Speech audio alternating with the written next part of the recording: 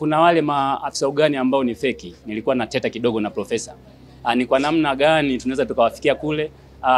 Jambo ni lile tu, supervision iwepo ya uhakika, monitoring tuweze kuwafuatilia kule chini, lakini tuweze kuwapa IDs hawa maafisa ugani wetu waweze kutambulika kule kwa level halmashauri, kwa hiyo waweze kupata nguvu kwenye halmashauri zetu zote nchini, ili tuweze kuona namna gani tunashirikiana na chama hiki tukiboreshe na kiweze kuwa na nguvu.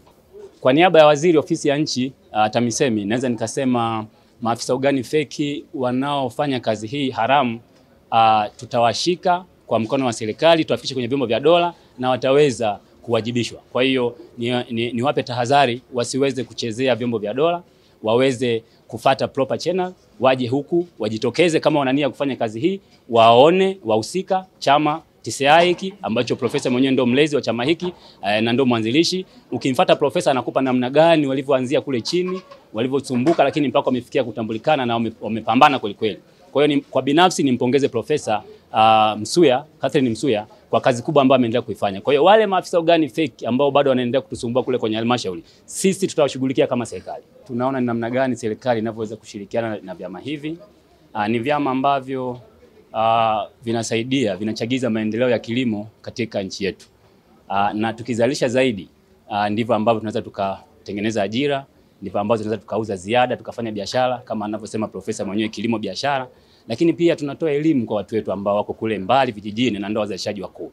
Lakini kubwa zaidi tunachoweza kusema leo ni kwamba Mheshimiwa Rais wa Jamhuri ya Muungano wa Tanzania Dr. Samia Suluhu Hassan katika maeneo yote haya, katika taasisi zote hizi nchini, anataka kuona matokeo na ni matokeo ya haraka, ili tuweze kutengeneza ajira kwa vijana wetu, tufikishe elimu inayotakiwa kwa vijana wetu.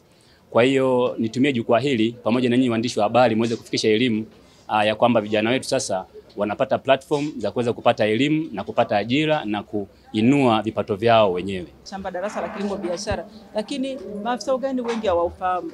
Kwa hiyo ni vizuri serikali kwa kushirikiana na chama cha ugani Tanzania, basi kama jinsi ambavyo Wizara ya Kilimo na chama cha ugani Tanzania tulivyoshiriki katika kuuisha ule mwongozo na kupata mwongozo wa shamba darasa la kilimo biashara, basi tuendelee mbele pia.